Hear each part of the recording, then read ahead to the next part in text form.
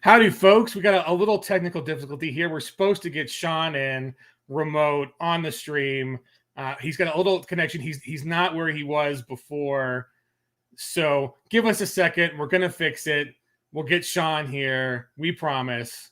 You're out there somewhere, Sean. But hey, Kevin, how you doing, buddy? I'm doing good. I don't know where the heck that Sean is. I mean, really, man, like, yeah, we had a time, we had a date, and he's just not where we thought he'd be. Welcome. Sean, get in here. What's going on? What? Oh, hey, how's it going? Thought I'd, this would be a little easier than trying to get set up in the other room. A lot easier. Well, this is the big surprise announcement, guys. I've brought Sean in to Palladium Books as my new creative and business partner. By the way, I didn't poach him from Pinnacle. Pinnacle gave us their blessings, and Sean's actually been here for 2 weeks now, and I'm very to have him join the team, man. Yeah, it's exciting. Kevin, kind of out of the blue, asked me to join him at Palladium Books. He really he was very respectful of Pinnacle. Really wanted to make sure that he didn't step on any toes or anything like that. But he told me I could work on riffs for Savage Worlds and Savage World stuff as long as I want. So with that, I discussed it with the team and Shane and Simon. And, we came to an agreement, and it's pretty far along at this point. Yep. We've been sitting on it for a while, but I will continue to be heading up as a line editor for Riffs for Savage Worlds. But I am now here at Palladium Books. Made the move from Houston, Texas, all the way up to just west of Detroit, Michigan. Yep. And I'm here now. I got an office 10 feet away. So this is one of the things I've been working on. There's a lot of stuff that happens behind the scenes, and bringing Sean in should help us in the short term get new books out. Like, he's working with Wayne on the Rifter Annual right now. He'll be working with me on the Rift's Bestiary very shortly. We've got a lot of other big ideas, big projects that we're planning in the future. But yeah, it's going to be great. Wayne Wayne's on board of all this too. He's happy to have Sean join us. Wayne's my right-hand man. Thanks, John. So it's going to be great. We have all kinds of things in mind, and this isn't an easy thing. I mean, there's contracts and all kinds of stuff we had to hammer out. I can't tell you how many conversations we had about how's this going to work. And Kevin, are you on drugs?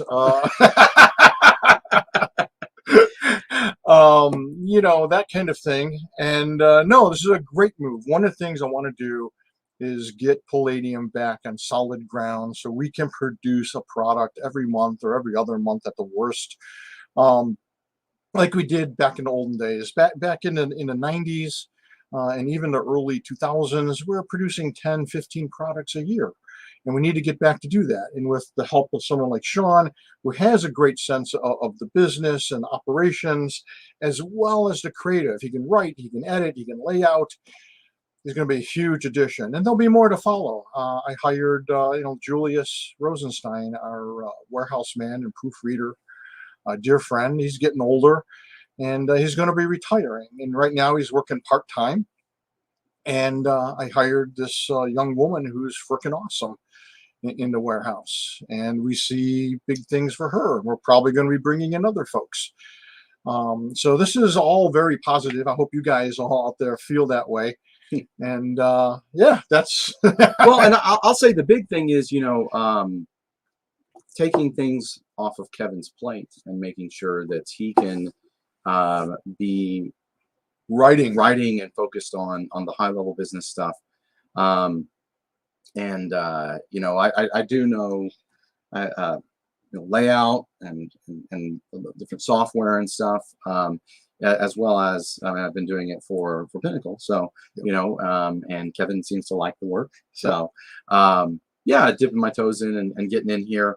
I don't know, every other month I'd love to get to that point too, but you know, we're focused on getting a lot of stuff that there's a lot. It's funny, you know, you'll hear this from creatives a lot of times. They can be the bottleneck, right? Yeah. Because they want to have good hands on and make sure that they can take care of stuff. Just like when Shane brought in Simon Lucas as his executive producer. You know, Kevin wanted to bring me in, but I guess this is a little bit bigger because this is also about legacy, the legacy, and cementing the long-term legacy of Palladium Books. So yeah, as far as I'm concerned, if things work out with Sean like I think they will, and so far so good, Great. you know, I'm getting older. I don't have heirs. This will be the guy who will take over Palladium Books. You know, not tomorrow, not next year. I hope to be around. I hope to have Kevin around for 20 or time. 30 years yet, but this is the guy, and I'm excited about it. I'm excited to have this kind of a partner on board. Yeah, we get along really well. If you can't tell from some of the interviews that we've done before. Thanks, guys. I just see, like, you know, all my friends, all the people I recognize from interviews and forums, all congratulating me, Yep. and I really appreciate it. I have to say, there's a lot of people that helped me get to this point, and you know, Shane Hensley, Simon Lucas, all the, you know, people that worked on Risk for Savage Worlds, you know, gave me my first shot at this stuff. Like Sean Fannin, I really appreciate that. Yeah, and then since then, everybody that I've gotten to work with has taught me something. So we're really stoked about this. And you know, Kevin was like, oh, I don't want to sell Palladium Books. I want to pass it on. And I didn't really understand when we first talked about it. I mean, I was in shock, I guess. So I couldn't sleep that night. And the next day I called him. I was like, wait, Kevin, did I understand you correctly? Did I mishear something? What do you mean you want me to do this? So well, and you guys you're getting the calm, collected Sean. The confirmation that the conversation actually in something more like, so Kevin, what are the details? I mean, you're talking about like an actual partner, like I'm gonna like own half the company at some point and be running it and like I couldn't sleep at all last night. I mean, I need more information, and it kind of went from there. We went through it and we talked about it. We talked hours and hours and hours that next week. No, to make sure that we were both understood what each other was understanding and we're talking about. Well, what Sean didn't know is that I've been looking for an office manager, a creative partner, or someone to take over the company for a number of years. No idea. You know, as Sean and I got to know each other more and more through Pinnacle, you know, with me working with him on approvals and reading his writing and other guys' writing and stuff, I started to get a really good feel for Sean. And every conversation I'd hang up thinking, he's the guy. I had no idea. And it's hard to find the right guy. You know, that's the thing. You know, you want someone who's as passionate about the company and continuing the legacy as you, the founder and creator, is. And there's a lot of passionate fans and great guys, and I considered like 3 or 4 other people before Sean, but you know, Sean was like the whole package. The other guys had like this component or that component, and I'm thinking, oh shit, this guy would be great, but I'm gonna have to teach him all this stuff. And you know, this guy is really great in this other area, but I don't know about, you know, the business aspects or this and that. And the more I talk to Sean, I'm thinking, man, he's just the whole package.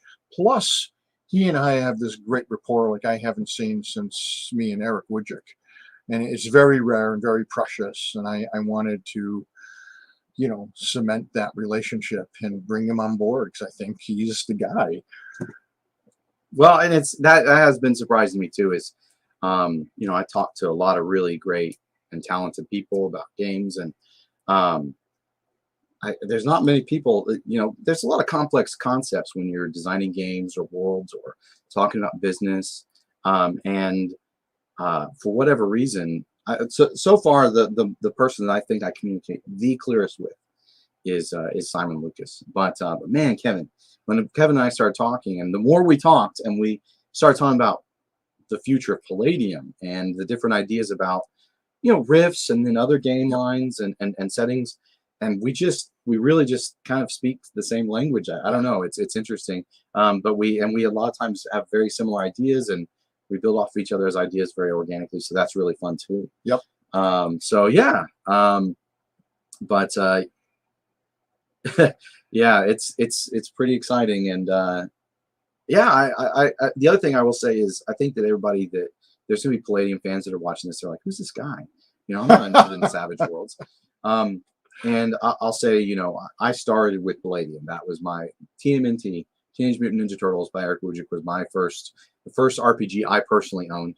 And then I got into Ninjas and Super Spies because I wanted the martial arts. And then I got into Heroes Unlimited because I want all, more cool gadgets and different stuff.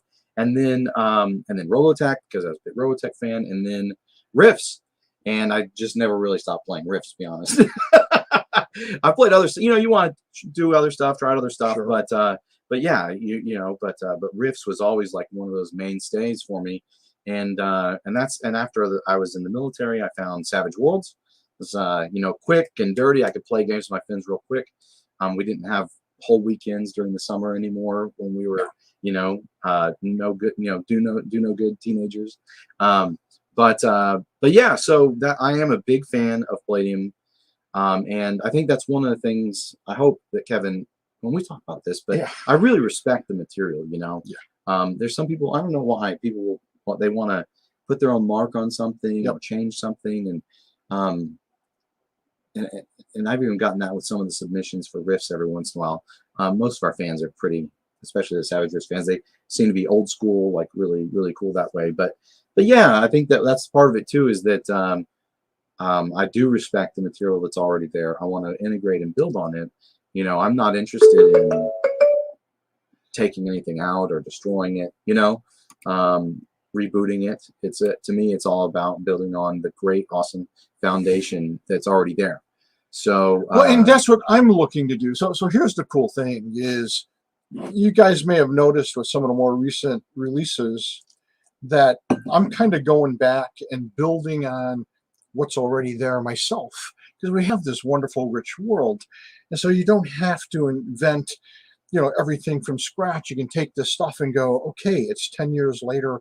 What's going on with the coalition or this group or that group, and build on a bunch of ideas that are already there and cool, and make them fresh and exciting. And I'm doing that. And then Sean has a lot, and he sees that, he gets that. Well, we've been doing that and people, you haven't seen it, but with the writing team that we've got for South America for Savage Riffs, that was one of the things. We went from 102, 103 PA, and we're pushing it all the way up to mid to late 109. Right. And so, and that was another thing is, I remember one day Kevin called me. I'd sent him, the outline, and writers had some different ideas, but I had written the vast majority of it, and put it all together, and I sent it to Kevin, and he's like, Sean, who wrote this? And I was like, yeah. Finally, I've been found out. I had too much to fill in, and he wasn't going to be very happy about it. And he was like, what did you say? I don't remember exactly what he said. I don't remember exactly. But he was just like, this is great. No, I love it. Every detail is perfect. So, and it was. I mean, he really nailed it. And he really nailed it with Atlantis book that's coming out from Pinnacle as well. And so the beauty is, by bringing Sean on board, he'll be able to help me realize a bunch of my ideas as well as his own, because he's got a ton of great ideas that I'm also loving. And we don't want to go into a lot of stuff now because we don't want to raise expectations, and we're not sure when we're going to get to it. That's one of those things, and I know Pinnacle has more of a, it comes out when it comes out kind of approach. And there's a lot of things that's interesting because growing up on Palladium products, but then working on a translation and another really great game line has really broadened. I mean, I've played lots of different games, but that's really broadened my horizons, being involved with such awesome creative people like the Pinnacle team. And I like to say the Pinnacle family. They're just such amazing people. It was so good to see everyone at Expedition Deadwood recently. And I'm so excited about everything that's happening for Pinnacle. But yeah, to take that, and then Kevin's been seeing the reaction to some of the different things, and you know, so we're really excited about the future of Palladium Books, about Pinnacle. You know, and the two, there's a really positive, harmonious relationship between the two companies. Yeah. So to reiterate for you, Savage World Rifts fans. Sean is staying on as a freelancer for them, and will still be overseeing a bunch of stuff and doing work for them. I'll still be the line at least for the foreseeable future. And that's fine by me. You know, we have a very good relationship with Pinnacle, and we want to preserve that, and we don't want to leave you know, the Savage Rifts fans in the lurch. That would be terrible, because there's a nice fan base for that. And, great people. I love you guys. Me too. And you know, so yeah, it's going to be good. Yeah, well, and we have some questions that we did take, and you know, but I don't know if Chris Landauer is helping us out with this. If there's any, I don't know if any of the fans have any questions. If you think of them, we'll try and answer a few of them. Because I know that this is really new information, right? It's a big shift in paradigm of what you might have expected. But I did go out and post in a few places around the interwebs, some questions. So we will kind of maybe interleave. If y'all have any big questions, feel free to post them into the comments or chat or whatever, and we'll try and get to them as well. So the first big question we have here is, have you considered a new edition of the Palladium Megaversal rules? Everything's on the board, and has been for a long time. Again, I don't want to go into some of the specifics of things we're thinking about, but you know, I think you'll have to wait and see. Yeah, I think that's a good way to put it. Let's see. Why doesn't he, I think that means you, Kevin, go open gaming license? You know, it's for anybody that's watching and may not know about it.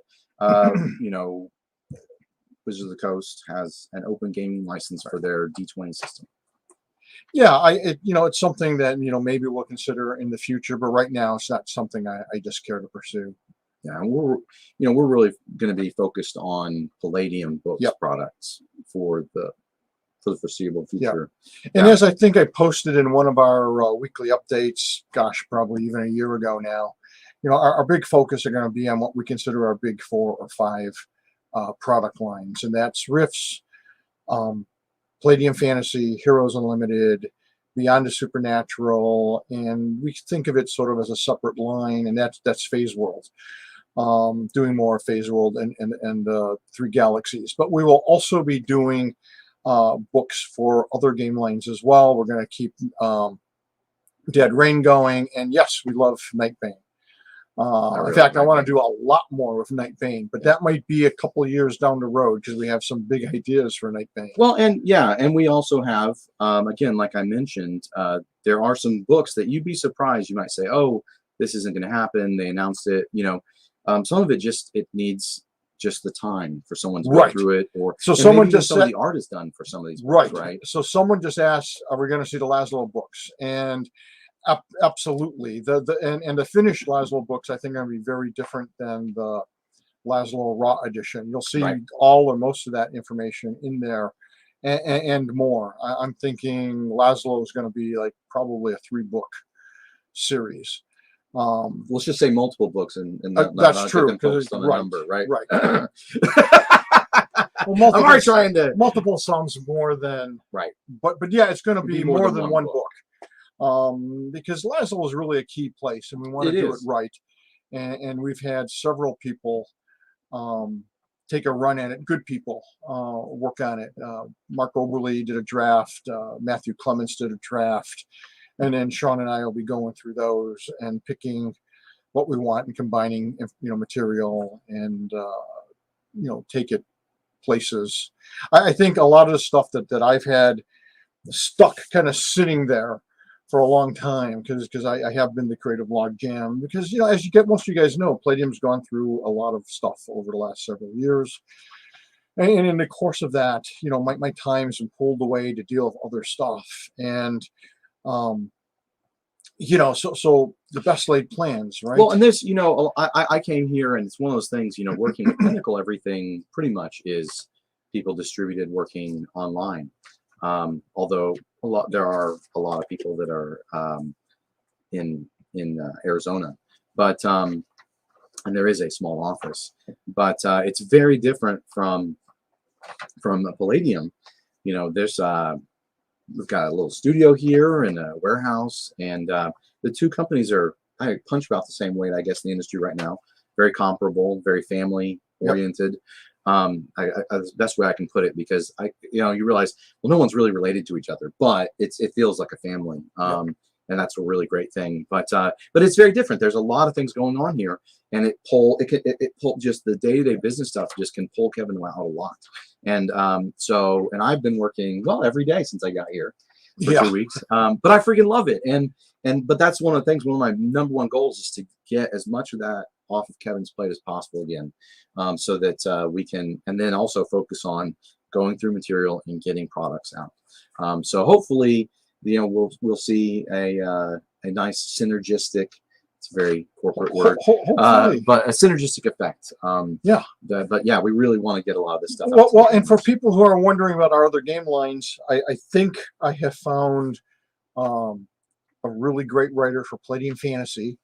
I'll be getting his first finished manuscript in any day now, and his outline, his ideas, his questions, all outstanding.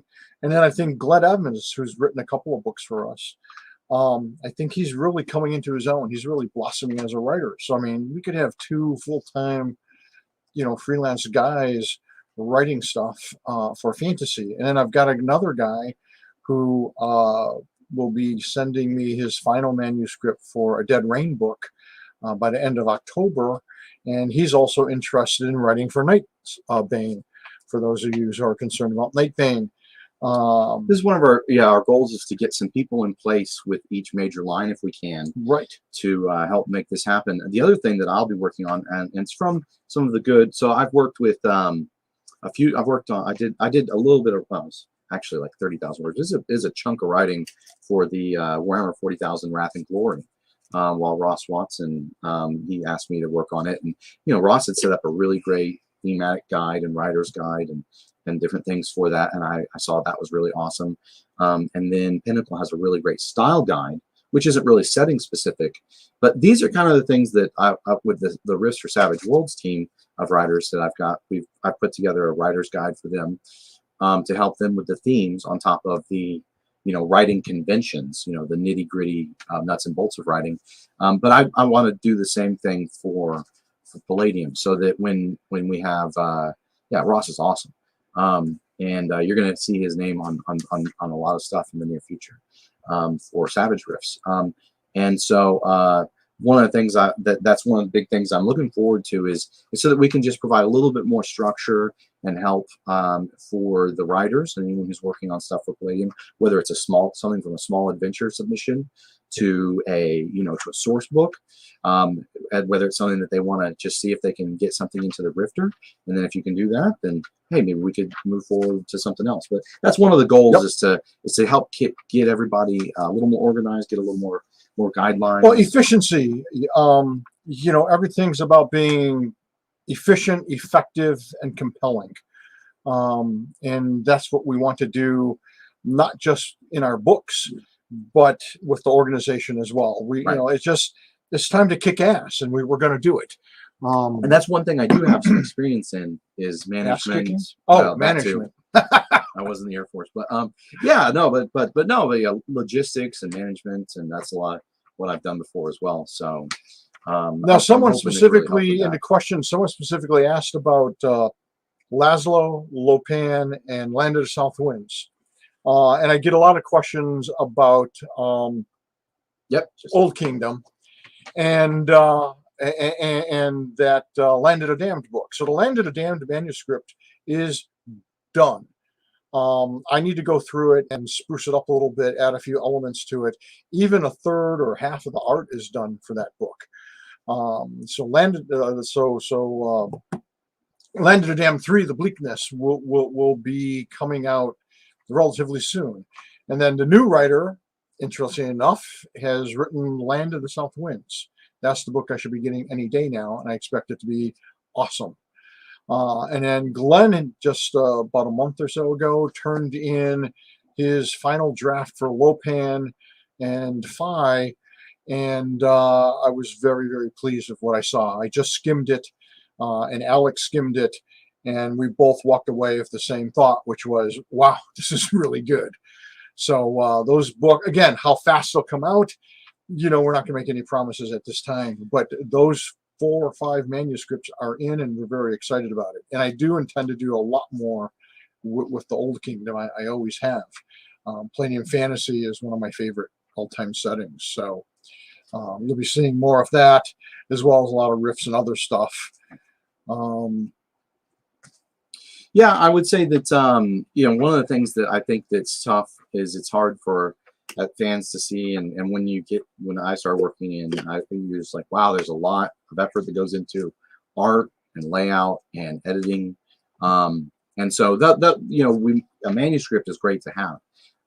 But again, like I mentioned before, that's kind of the log jam. Yeah. There's a lot of manuscripts and art in various stages that can get jammed up, and so that's one of my big goals. But, and even a good manuscript. I mean, a great example is when Garden of the Gods was sent in to me. It was written by Matt Clements, who's a great writer. And it was good, but he missed the mark on a bunch of things, and he's got a few weaknesses. So I had to spend a good couple months on it to make it where it really belonged to be, where it needed to be. And the end result is, because Matt and I work really great together, and we're sort of like each other's muses. It's one of the best books I ever co-wrote. I mean, that book is just great for adventures and ideas and characters. And we want to do that with every book. We want to push the envelope on everything. We want to surprise. In fact, we got so many surprises in store for you that, over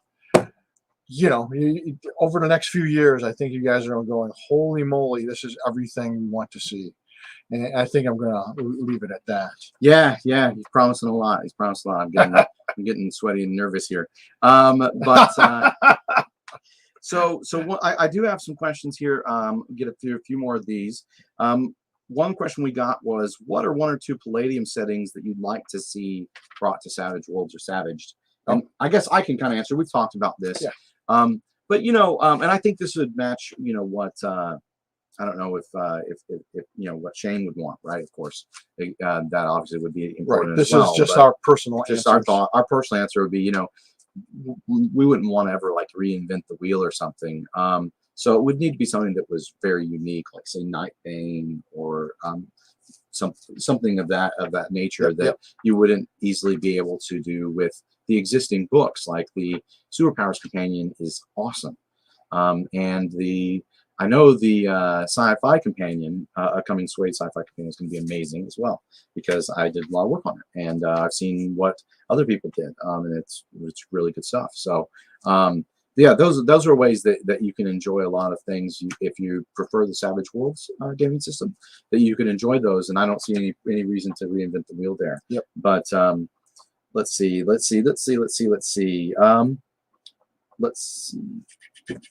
Is there any plan to bring the Minion War to some kind of climactic conclusion in a crossover book?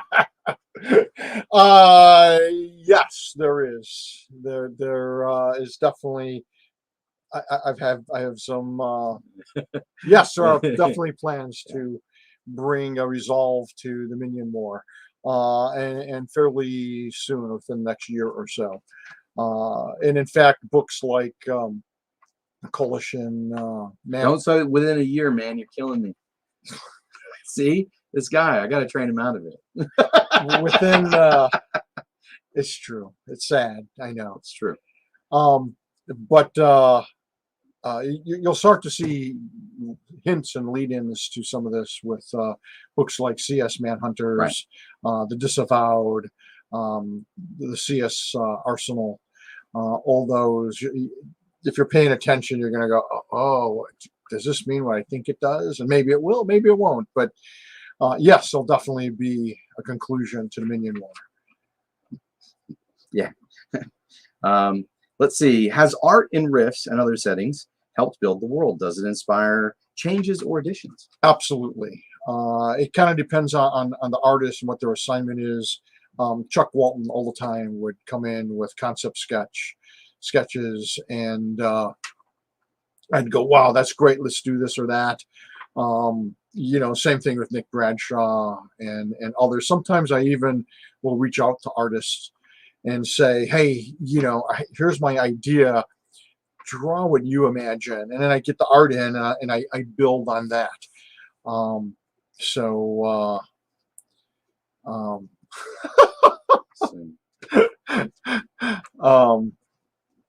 just laughing at a couple. I love the comments. Yeah, the comments. Sorry, guys. You guys are great. Well, so one thing that one person did touch on, and I'll jump down the list a little bit because I'm kind of doing these in like popularity order, I guess. But a Riffs movie or series, we don't have anything to say right now. Right. But that's that's very definitely possible. So here's the thing with all this stuff, and again, I don't bring up stuff, and it's some of the things that pulls me away from the creative is we are constantly being wooed by Hollywood. And the thing is, Hollywood is a tough nut to crack. And I have a director buddy, Rawson Marshall Thurber, who did Dodgeball and Central Intelligence and We're the Millers and a number of other things, as well as some things for Netflix. He's very much up and coming director. And he said trying to get a movie made is like trying to perform a miracle. And he goes, there's so many factors, so many intangibles. Like you don't know what hits the studios. What appeals to them as, yeah, this will be a great movie. Like, why on earth would you make a movie based on the Battleship game? That movie was terrible. But the reason was the bean counters sat back and said, wow, millions and millions of people have played this game and know that trademark. True, but sometimes stuff just doesn't translate over to making a good movie. Well, just like with the Riffs movie, I mean, they took a lot of passes at that script. Well, yeah, there have been so many. There were at least 6 Riffs movie scripts that were turned in that didn't go anywhere. Some of them by famous guys. In fact, Rawson wrote one of those. It was like one of the best scripts. David Franzoni, a famous Academy Award-winning writer, turned in a script that just missed the mark.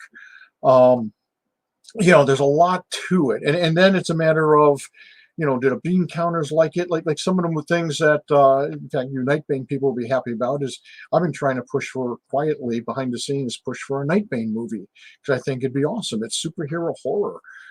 It's great. I think it would do super well. And we've had some nibbles that went nowheres. We had splicers for you splice heads out there. We never talked about this because we didn't want to get you guys excited. But we had a studio in Canada that worked on trying to develop and sell a Splicers TV series for like 8 or 10 years. And it was a heartbreaker because they brought in this woman, Christina Ray, fantastic writer. She captured the essence of Splicers while making it her own. It was she wrote the pilot and the outline for like, I think the next, at least the next 8 episodes. And it might've been 16. They were fantastic. Chuck went crazy over them. I went crazy over them. The studio was thrilled that we loved it so much. They got a grant because they were Canadian. They got a grant to do some things and just went nowheres. And even making a movie is organized chaos. I mean, come on, it took Peter Jackson 10 or 20 years to get Lord of the Rings made. I mean, Hollywood it's almost an alien world. It's not what you kind of see in the movies. surprise, surprise. It's not like they go, my God, this is brilliant. We love it. We're going to make it. I mean, it does happen sometimes. But more often than not, there's just so many hoops. So yes, we hope to see a Rifts movie. We hope to see lots of great things. But yeah, nothing specific right now. We've thought about comic books. Someone just said a skilled writer could turn splices or any of our stuff into a comic book, and we agree. Again, you got to find the right people and a comic book publisher who gets it. For example, big up-and-coming comic book company, I'm not going to name names, reached out to me, said, I got a writer who just loves your games, loves it was Rifts. This is the second time, by the way, with a comic book company interested in Rifts. And the first one, the quality just sucked. And the second one, I hear about how this guy's so passionate about Rifts, and he wants to do Rifts, and he wants to get the book for this writer. And I get the outline, and basically, it's like Rifts 200 years in the future. I like the Battleship movie too, Shane. I don't know about this guy. I don't know what his deal is.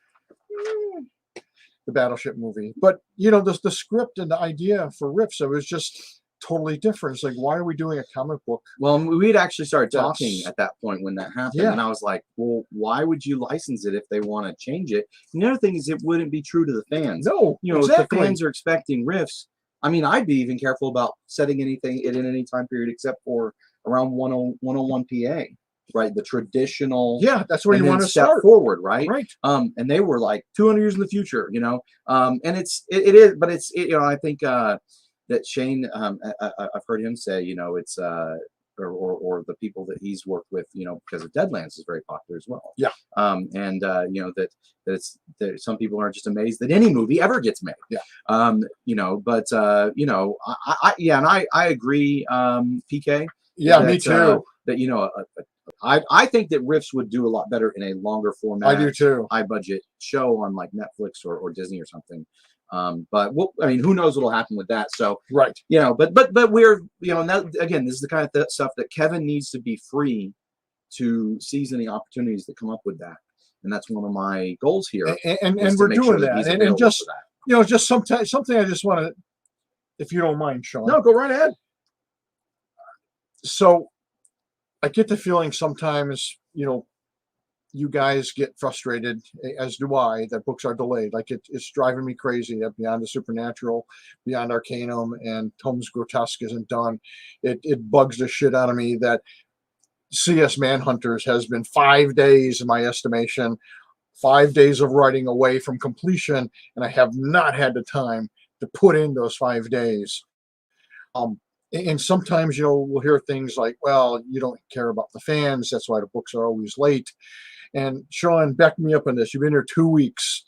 Am I working my ass off long hours every day? He is. Yeah, this dude's busy. And I've seen that. I know, just like the team at Pinnacle, they're very busy. And I know it's tough. And people are like, why isn't this out? Why isn't that out? Why didn't it all just come out? It might be, what can look simple when you read a book and you're like, oh, these rules are easy. This is simple. This is great. It's actually very difficult to do that. And it takes a lot of revision and work and a team effort. So, try and be patient with us. But that is one of my number one goals. Yeah. Just like I'm too. We want to fix that. Well, and I've been very excited to make sure that, for instance, Rifts for Savage Worlds can happen, because I could take, I'm very happy to, learn and take as much as I can off of the table for the Pinnacle team. And now I'm glad to also be able to do that here at the Palladium Studios. Let me answer that question. Yeah, what was that? Come up like 2 or 3 times. Is there going to still be an open house in April? Our intention is yes. I'm not sure if our whole guest list will be able to make it, especially guys like Ramon Perez, who's in Canada. For those of you who may not be aware of it, the Canadian border just reopened like, gosh, I don't know, 4 or 5 weeks ago. It's very touch and go. And yeah, it's. I almost wasn't here till January because I was wanting to go overseas for a semester. Yeah. So I don't know if our guest roster will be able to make it. I need to sit down and redo it. We do have contracts with the hotels. I'm still thinking we're going to do. Let me rephrase that. I want to do it really bad, just like you guys. If the pandemic isn't, insane and other stuff isn't going on, yes, I want to have the open house in April, and that is my plans. In fact, and Sean can back up on this too, I'm so anxious for the open house that I started to do.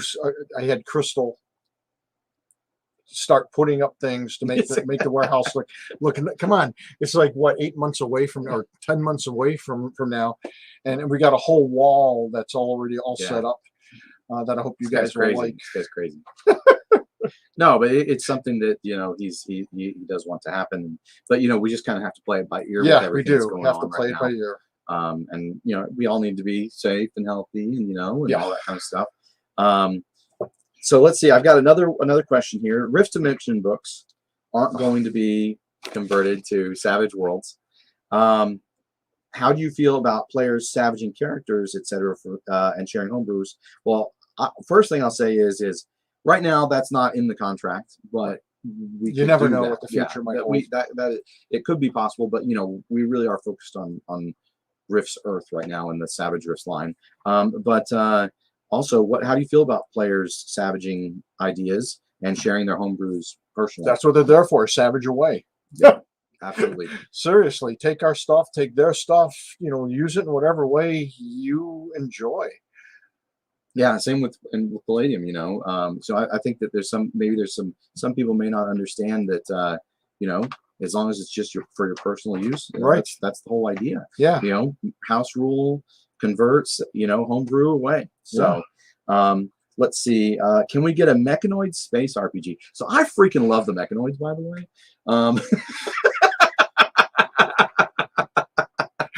So that was one of those situations that Sean and others for a long time have been trying to get me out of. I get excited about ideas. I get excited about potential books. And when I announced Mechanoid Space, I was excited about the book. And then just there were other things, and whatever ideas I had just kind of fizzled. And then Carl Galiba jumped in and said, Kev, I love like he just said, I love the Mechanoids. Let me do it. We should have Matt Clements do it. He loves freaking science fiction. Why haven't I thought about that? Did Carl turn in a manuscript, or? No, Carl did. So Carl started working. See, again, the creative process is such that sometimes the ideas are there, and then when you dive in to work on them, they just fall flat, or they don't go where you think they're going to go. That's why certain other titles like the Rifts Australia 2 was canceled years ago, because the author just moved on, and I thought I had ideas for it for 2 and 3. I wanted to do a Dreamland thing. Well, I'm sure you had ideas, but it just had other things you need to work on too. That too. That's the other thing is Kevin is trying to juggle supporting all these different lines, and he does have other writers that can work on it, and my staff, right? And there's a lot of stuff that goes on. No, absolutely. Yeah, that's just one portion of what he's doing. So again, I'm glad to be here to try and help make all those things run a little smoother. Then one person asked, let's see, would it be possible for the game Rift's Promise of Power? It was on the Engage, right? Engage, to be ported to any other platform. That was just a question. Right. That's not really our thing. So first, let me finish with Mechanoids in that. Oh, okay. Cool. Maybe, you kind of heard us spitballing, and that was sort of a great example of, hey, when you guys make suggestions, we think about things, and it's like. And sometimes stuff that didn't gel before pops in our mind, like, hey, maybe we should let Matt take a run at Mechanoids, because he also loves the Mechanoids. As far as the Engage material, I have to look into that. And this is for a video game release, though. That would really for a video, no, we can't do that. We don't own. But another question, I've told him some of the questions. One of the questions was asked is, could we ever publish that as a written adventure? Right, a written adventure, maybe. I think we own all the actual written material and artwork. Although they changed a bunch of things, so I don't know how valid the artwork would be. So that's possible. But no, we don't have the rights to game rules. I believe Microsoft ended up buying those, so they're somewhere in the Microsoft library. Another question that was popular was, what about a fully fleshed out series of adventure modules and or single session adventures? And I guess I'll start with one of the things that I think you would agree with this. I know you agree with this, but we'll talk about it. But with the Rifts for Savage Worlds line, we have what are called Savage Tales. That's your about single session, 2 session adventures. And every book in the Rifts or Savage Worlds line also has a plot point campaign, which you can play an entire campaign, and it also has room for you to a lot of times bake in your own narrative or fit in other themes. So that's one of those things where I know that even Palladium players have really enjoyed that adventure material, and that's why we're also working on Terror on the Dark Frontier, which is the first ever for Rifts, a boxed adventure set, and it's focused on the Savage Worlds rule set, but it's very easy to use it with Palladium rules as well. I mean, it's very easy. So we're really excited about that, and I am interested in a little more structured adventure content in Palladium books as well. Yeah, again, part of it was, so some of our better selling games are source books, are books that I have, a bunch of player material and a solid adventure or two in them. Rift source book's a good example of that. Juicer Uprising is another. Yeah. So I'd like to see, I would like to see more of that. Part of the problem was, some of the writers we had weren't necessarily that good with it, and for me, there were just other things I wanted to focus on, and had a lot on my plate. So I just adventures take a while. You have to think about them and make sure they work for everybody. Yeah, it's not as easy as you might think, especially with Rifts. It's tricky because who knows? Does the party have a hatchling dragon? Does the party have a glitter boy, or someone driving? What's going on? Can somebody turn in? Ethereal, or all types of stuff can happen in Rifts, and it makes it hard to say, oh, your adventurers are walking down the road. But it is fun to write, and that's one of the things I really enjoy. So that is something that we've talked about for sure. Let's see. Have you considered a book solely about dungeon creation? Actually, I have. Again, I've got ideas for tons and tons of things, and some people poo-poo the dungeon crawl and say, oh, it's too simplistic or whatever. But if you think about it, almost every video game known to man is a dungeon crawl in one way, shape, or another, and people adore it. Dungeon crawls can be very fun and very effective. And yeah, I'd love to do a book on building dungeons and how to have fun with them and do adventures and things with dungeon style settings. Yeah. And one of the questions, and I saw another mention similar, when are you going to start making publishing deadlines? That's why I'm here, guys. And see, I'm already reining this guy in on promising. He has there's a lot of good stuff. And he really likes to say, yeah, well, we're going to get to that, but and my number one goal is to get the good material and product out, right? I think we're going to surprise you on that front, but let's leave it as a surprise. Why does he say that? Yeah, he's killing me. We're going to surprise you. It's going to be so awesome. You're going to be surprised.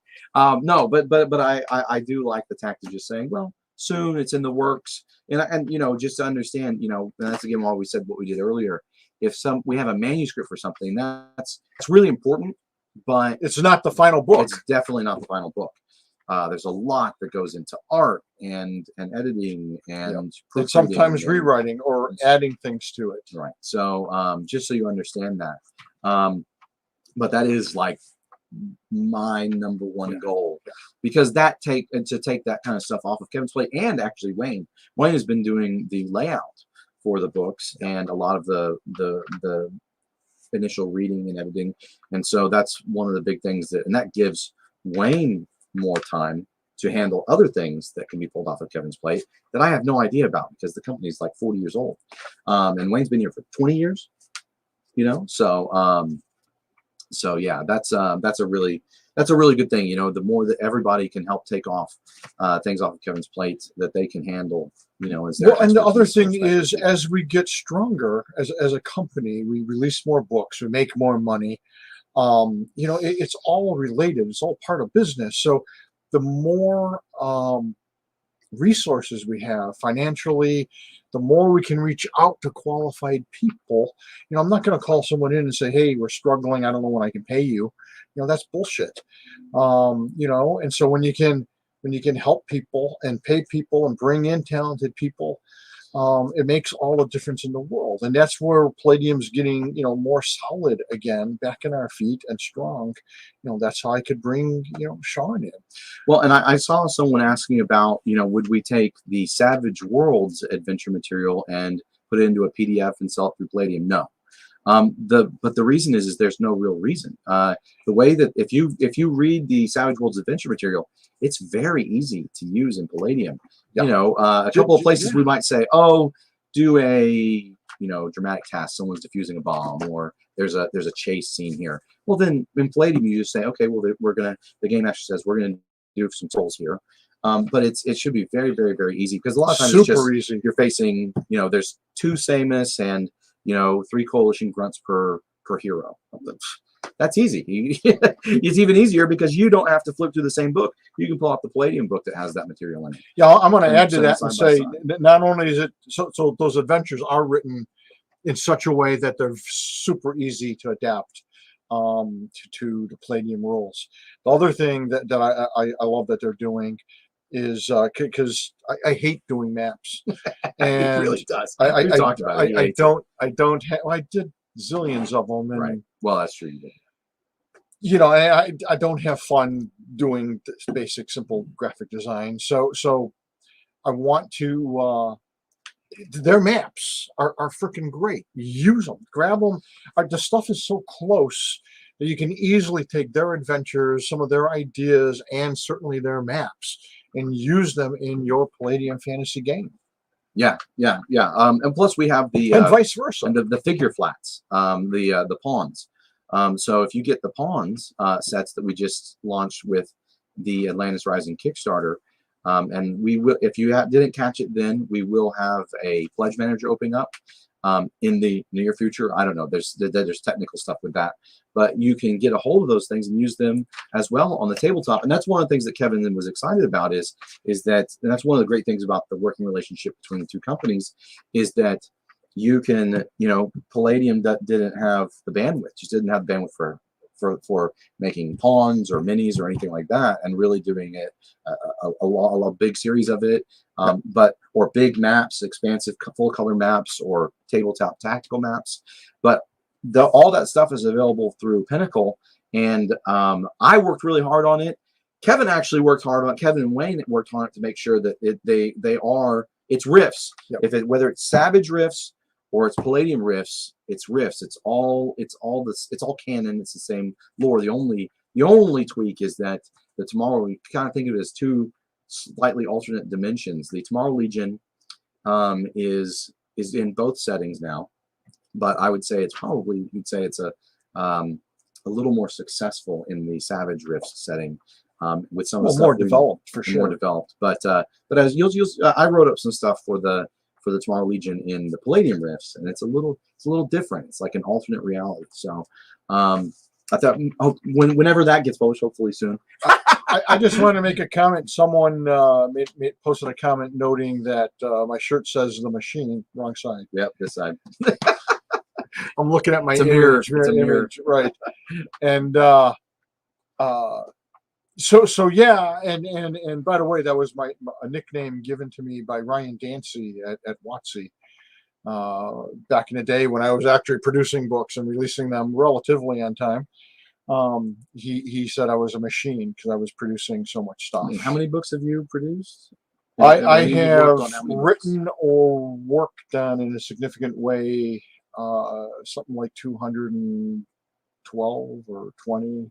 That's a lot of books. So I mean, I know that there's a lot of different game lines and you get pulled in a lot of different directions, but and that's not counting rifters. And that's not counting. There's like 84 rifters. 84. I didn't contribute to all of them, but most of them. But yeah, so that's just keep that in mind, and that's that's why I'm here and trying to make sure that he can go back. So that the machine is running smoothly. But we have a question here. Are you still gaming or GMing, Kevin? And would love to play in your game. Me too. That's like my #1 request. Yeah. And then the other question we had similar is that you could touch this on at the same time is, have you played Savage Rifts? I played Savage Rifts a few times. But you haven't played the Adventure Edition. No, and I haven't played with you as a game master. I did a couple of games with Sean Patrick Fannin, Mm-hmm. who kind of got all this rolling for Pinnacle. And then I GM off and on, and not as much as I would like.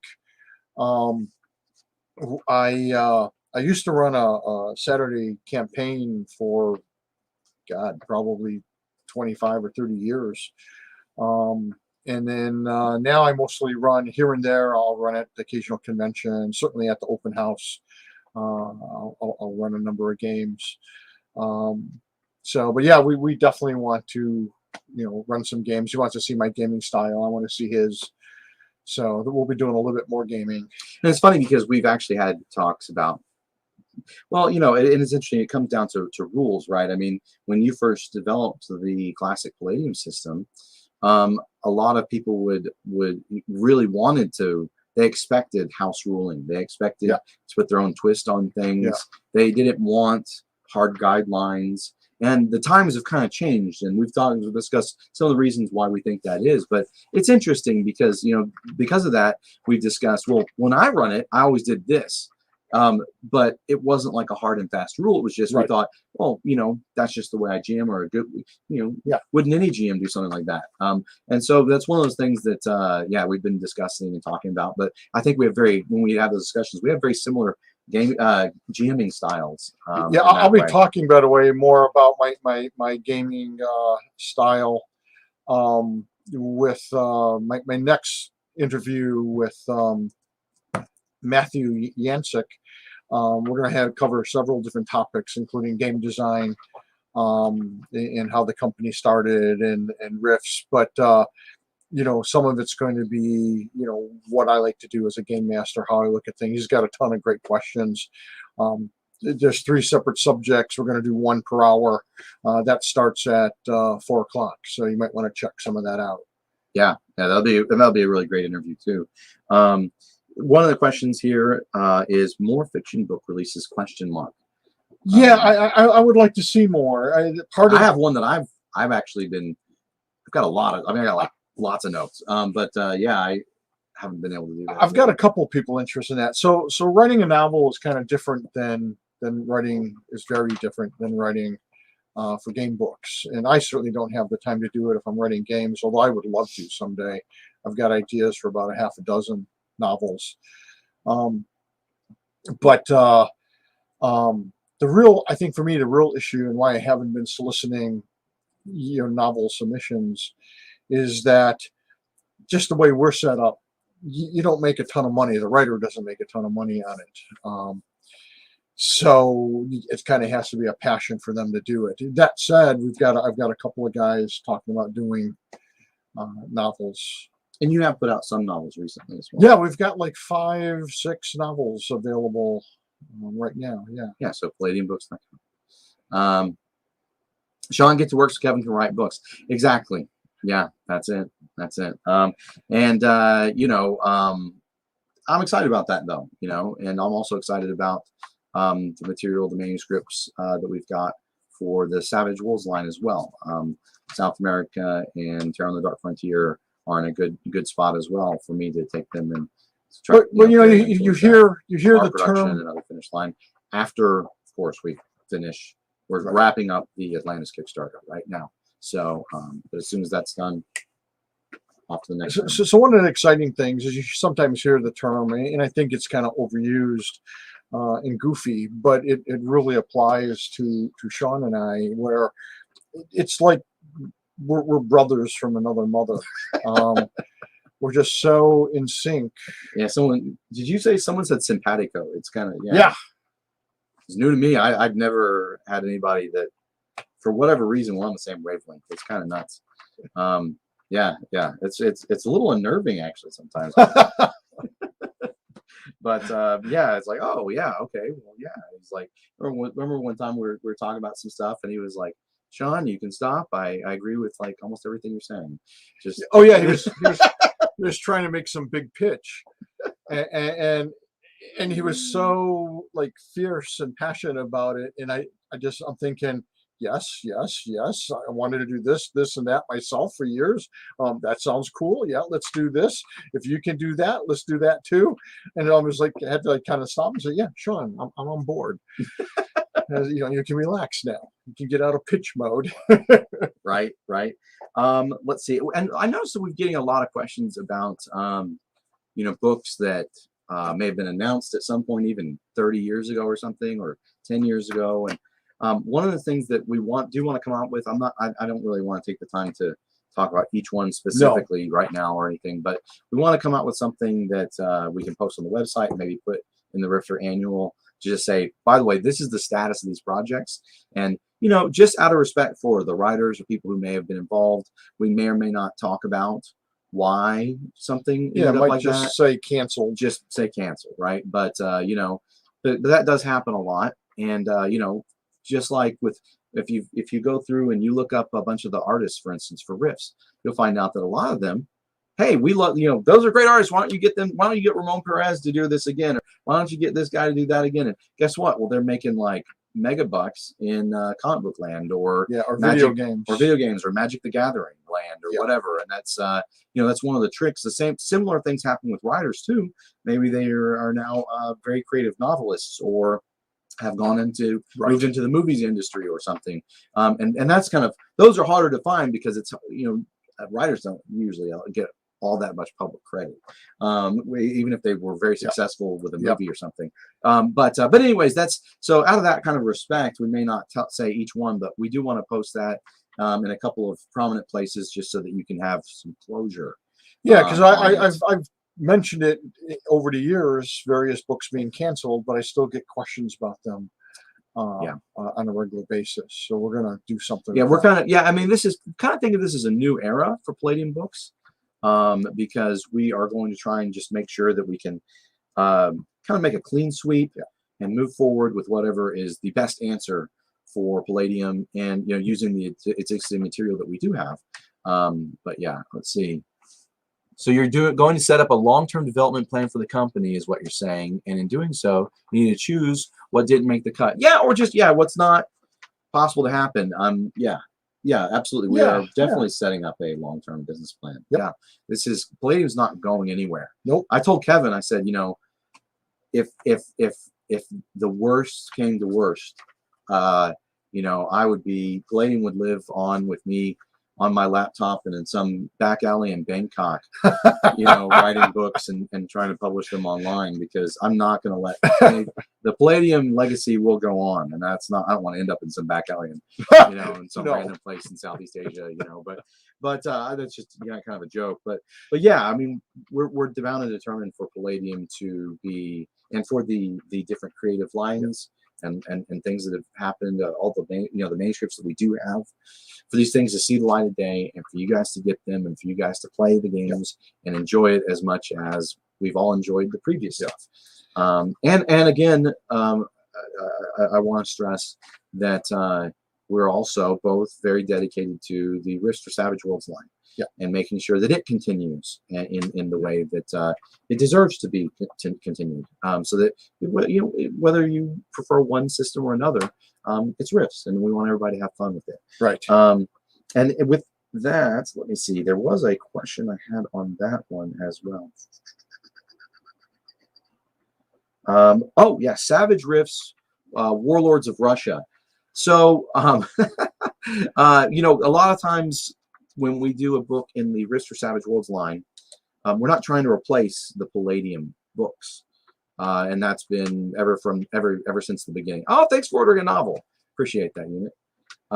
You know, so even if you read any of the big 192-page world books that we have, at the very introduction, we say, we have a sidebar, we say these are all the books that we referred to.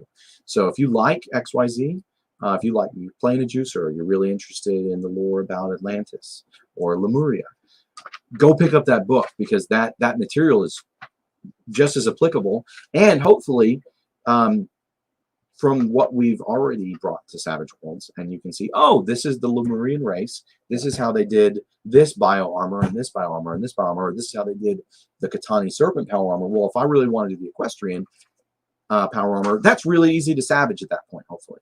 And not that we, you know, with the Risk for Savage Worlds line, we won't maybe return to some of those things later, but we're trying to kind of cover the big bases. The next book that we have announced is, the world book is the land of 1,000 islands, South America, because South America is no longer a contiguous continent. It is a land of 1,000 islands, and that's what the natives call it. After that, I want to hit Europe. I've been torn in the past. I really thought Europe needs to be 2 books. Now, with how things have worked out with South America and Atlantis, I believe that it might be 1 book, but we will see. Russia will get covered, but there will probably be an Asia book, at least 1, which I'm super looking forward to. If anyone knows my background, I was a Chinese analyst in the military. I'm fluent in Mandarin, have a degree in language and culture and background. So yeah, that's something that I really want to dig into. And I know Eric Wujik was a big fan when he worked on the material as well. So for China, and I love Japan. Japan's cool. And Australia will probably get that in there too. So yeah, we are looking at with Rifts for Savage Worlds. We do want to hit the highlights so you can have all the big stuff and have and then be able to play that and then see where we go from there. But yeah. I just want to mention it's just sort of a fun fact that fans might enjoy is that it was all of Eric's work developing product for Palladium based on China and Japan that made him fall in love with Asia.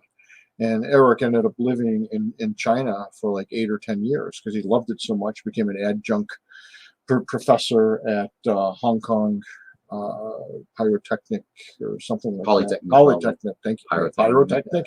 Yeah, they made explosives. Yeah, they like to call things polytechnics out there. Yeah, Polytechnic, right. And he loved it there. Like I said, he lived there at least 8 or 10 years. And I lived in Taiwan for a couple of years as well. Yeah, it's so it's funny. It's an interesting culture, an interesting place. Oh, fascinating, fascinating. And similar kind of question. Rifts Scotland. Oh, they want to say you say something in Mandarin. 你要我说什么? Yeah, what do you want to say? Something about your mother, I don't know. Yeah. No. I could. How about a Chinese tongue twister? 44只是狮子. It's 44 stone lions. Say that 5 times fast. Savage TMNT was a question here, and that's that's one of those things that Palladium did do licensed products.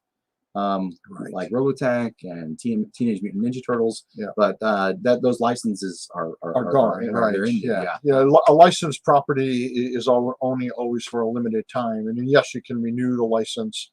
And in the case of Ninja Turtles, we had it for like 18 years. Same thing with Robotech. After a while, you either let it go because they want too much, or you've done everything you think you can do with it, and you just kind of let it go. I wouldn't mind doing Turtles at some point. There have been several times over the years where we've thought about redoing Turtles. It's an expensive IP. Right. I mean, so he kind of snagged it before it blew up. Well, like way before it blew up. There's only like 2 issues out or something. I called up Eastman and Laird after issue number 2 came out with the original black and white comic. And so a lot of people realized that they were so new too that they started doing some artwork for Palladium, and it's kind of funny that all happened. Now they're like huge, big wigs, all this kind of stuff. So let's see. I think we've gone through. Oh, here we go. What is your greatest unfulfilled ambition for the Rifts game line? Well, I mean, I'm still working on it, so I don't know if it's unfulfilled or if it's just coming. You'll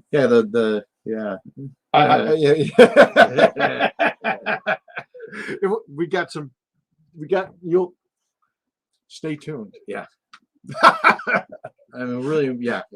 Stay tuned.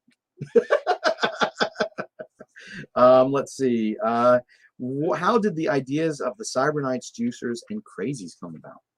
That's a good question. Just trying to read this one.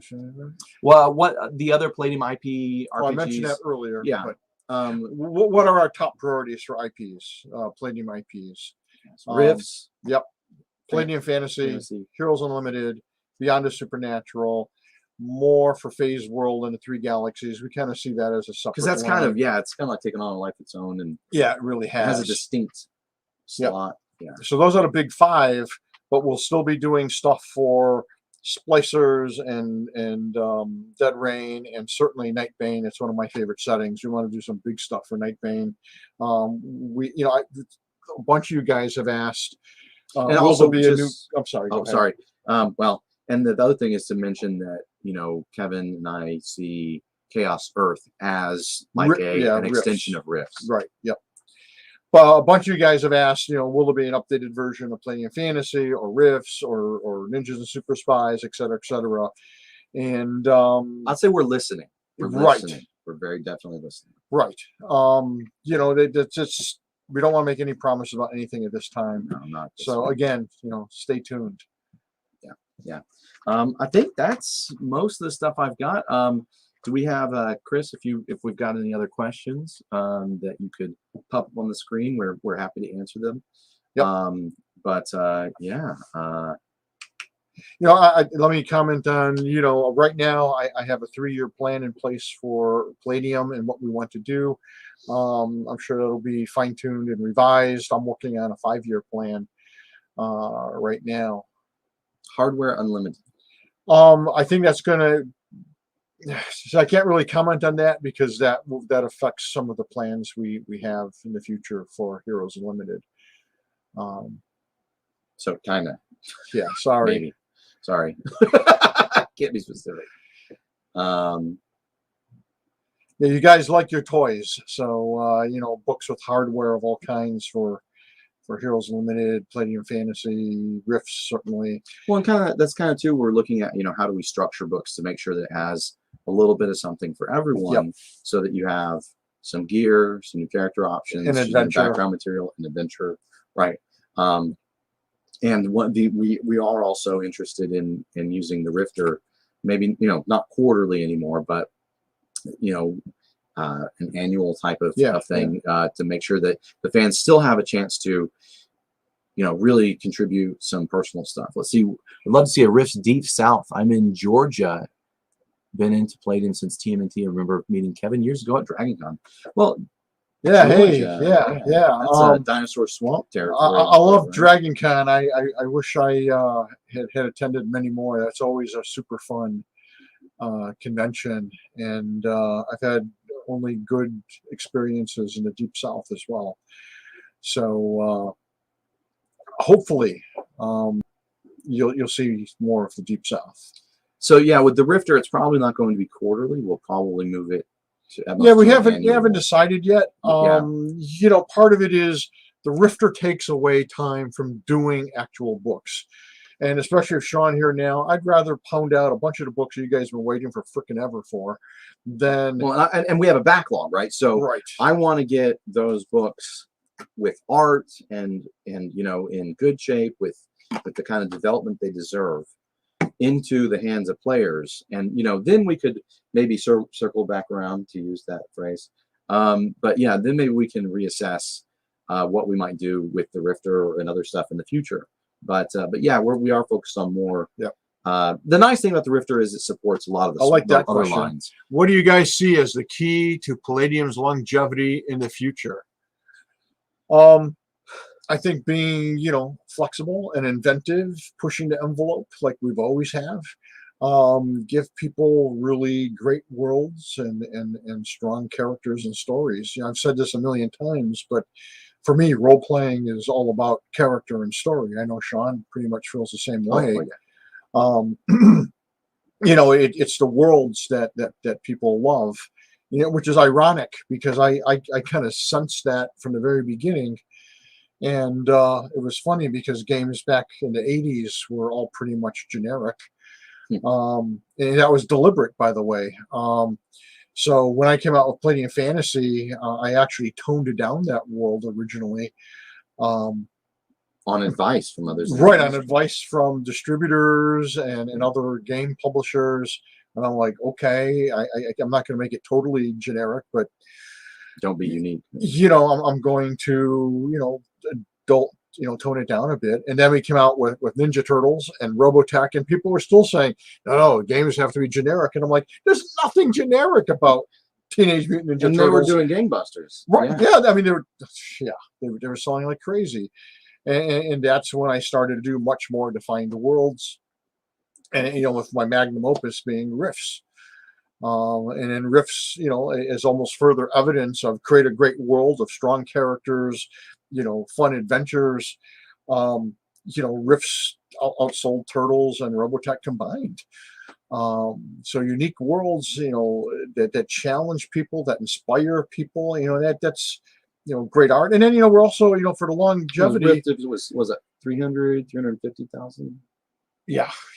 About 350,000 Yeah. books sold. Yeah. Core. Yeah, of just the core book. Yeah. I mean, that's pretty successful. Yeah, but I mean, even books that people don't think of as being smash hits, like Heroes Unlimited and Palladium Fantasy, have both sold over 100,000 copies of just the core rule book over the years. Those are great numbers in this industry. Oh yeah, and they still sell. It's again, he doesn't want me to talk about possibilities like when Arcanum might come out and Tome Grotesque, and that's fair. Is that something that has yeah. In my mind, I know what I want to do and hope to do, but let's wait until we know we can do it. So with Fantasy Grounds, no one like they manage their own production on virtual tabletop support. Palladium, Pinnacle, we don't have any control over the development. Well, we do have some control over it. But we don't employ people that no, and I guess we're still feeling our way through that with what they need and recruiting people that we know or associates. So hopefully that'll move forward. Anyone out there who's interested in working on developing any of our IPs with Fantasy Grounds, Rifts, Palladium Fantasy, reach out to them. They have contracts and things that they do of stuff. Right. So yeah, but we don't directly control that. Right? Yeah. Do you consider scrapers a part of Heroes Unlimited? I don't. Although it could easily be. I mean, you could easily, put Heroes Unlimited characters into scrapers. Yeah, it could be like a Heroes Unlimited setting or something almost, or dimension. It could be an alien world in that setting. And one thing that was asked, someone did ask about, did you, you've licensed these different games. Have you ever tried to license Gundam? We have looked into Gundam, not in recent years. About 10 years ago, we looked into getting done Gundam, and basically the company that controls it wanted to keep it entirely under their own control. Gotcha. Which is too bad. I loved Gundam. I also went after Transformers, by the way, which is a Hasbro company. And in fact, the licensing person at Hasbro that I reached out to said that, my pitch was one of the best she'd ever seen. If it was only up to her, the license was ours. But it seemed crazy to license Transformers to a third party when they had their own game company, Wizard of the Coast. But I think Wizards got its handfuls with, the mega success of D&D. Right, and it's funny, there's a lot of companies only have one, maybe 2 or 3 game lines that they support, and so that's one of the challenges for companies like Palladium Books or Pinnacle as well to a degree. Yeah, where we have multiple different genres and genres that you're trying to support. Yeah, can get tough. We're going to see a Rifts or Palladium models for the tabletop. Well, the big thing we just did on that front is the pawn sets that are available through Pinnacle. Yeah. And so that's how we're trying to support that in a way that is sustainable and also a great bang for your buck, and you can use on the tabletop. But that is what we've done for that. In the future regarding models and stuff, I used to work for Games Workshop, and I actually toured the production facilities when they used to be back out in Baltimore, Maryland area. And that's just a whole ball of wax. The things like the pawns are a lot more doable. And even then, that's, with Palladium Books, we're focused on books. That's the first and foremost is books and great games. I don't know if you want to add anything to that, but no. I mean, again, and this kind of goes towards, Palladium's future. we're always open to all the possibilities. And it breaks down to a matter of resources and opportunity. Is there a real opportunity to do miniatures or tabletop things or online things or digital things? And that starts to get out of our wheelhouse because we're traditional pen and paper people. But if we find the right people to do it for us, or if we find the right company to license our stuff to, we're open to exploring all of that. Physical figures, the digital figures, for online gaming, all that. It's you got to grow with the technology, or you're going to get left behind. So everything's on the board. What we may do yet, that's hard to say yet. Right now, we're focused on getting out books. The books you've been waiting for, et cetera, et cetera. Oh, for crowdfunding, have you ever thought of adding rewards like play a game with Kevin or Sean? Kevin and Sean. As a matter of fact, we have. My problem has been, what if it's someone in Japan? That gets expensive. Right. But we've thought about it and limit it to the contiguous United States. And the other problem is, you're spending time traveling, coming back. The time you're spending there, you're losing at least 3 or 4 days. Yeah. You come to us. Maybe they have to come to us. But I've thought about it. I've thought about it. Also, someone asked if they're ever going to see me in Europe. I would love to. And, there's been no European convention that has invited me and offered to pay my way. So that's the main reason. I love Europe. I've been to England and Italy and France, Amsterdam. Always had a nice time. Beautiful places. Well, yeah, and the trick is conventions and travel can be pretty exhausting. And nowadays, the pandemic. And then with the pandemic, right? So. Oh yeah, exhausting. And I'm one of those guys. Not to sound like a curmudgeon, but I hate to travel, and I think I mean that literally in the sense of I hate the travel, the planning, getting on a freaking bus and whatever. But once I'm there, I love it. I get tired. I get tired. I don't know if it's the traveling or if it's just being on, for like 3 or 4 days. Well, that's the other thing, because you want to. I think it's being on. Yeah, that's what's tough for me, because and there's a lot of great places, and I've had a lot of great experiences, especially now that I'm up in Michigan, it's very different. But I've met all these different really cool people that were running cons in Texas, like the Long Con and Lone Star Game Expo, and hopefully as I know some of the conventions go, some don't, but as that goes through, hopefully those are two that if you're in the Texas, and Chupacabra Con. I love those 3 conventions. So those are 3 to really keep your eye out for, by the way, if you're down there. But yeah, it can be difficult to travel, and it does take time away as well. So it can be tough. So one of the questions we did miss, that was a good one. The question that just flashed. What was it? Is there any part of the Rifts world you want to develop more, like Japan, England, or any other part? Oh man, and what about Rifts Antarctica? He knows I'd love to and have some really good ideas for Europe, and maybe those will hit Savage Rifts. I'm thinking we want to integrate those into Savage Rifts, and it's canon, right? So hopefully anybody that reads it will know, or even Palladium fans will read it and know, okay, this is cool, because this, again, with the Savage Rifts world books, they're a lot higher level, and I would say they're comparable to Rift's Aftermath if you're focusing on the world building material, because it builds it all up to 109 PA, and everything is part of the lore. So that's one of the nice things, is that we get to kind of fill in the cracks and update some of the things, and so I'll look to be adding some ideas there that we've already gotten in the works. But yeah, we definitely want to develop all different parts of Rifts. Rifts is so expansive. Just Rifts Earth. So right.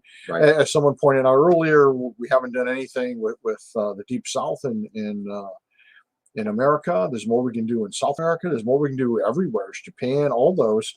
The American West, the Canadian West. There's all kinds of stuff we can do. As far as Rifts Antarctica. Matthew Clements wrote some really great stuff. He did most of that book. But and this is a good example of our reacting to what you, the fans, want. Because I say this often in my weekly updates and in certain interviews and stuff when I have the opportunity. But something you guys need to understand is when we write books, we're writing them for you. I mean, yes, we're enjoying stuff, we're picking subjects that appeal to us, but you are always on our minds. When we're creating something, I'm always thinking, oh man, the fans are going to love this, or man, they're going to see true. this. Yeah, he says this a lot. And yeah, I mean, you're our audience. You're our family. I'm doing this for you. I think of you as if you're members of my gaming group. So when you guys send us stuff, suggestions or ask about things, it lights a fire in me and gives me ideas for future books. I mean, sometimes it may take a while to see them. Heck, there's a guy. So to give you a little sneak peek in CS Manhunters, someone sent me a help desk saying, "Hey, have you ever considered making a corgi into a dog boy?"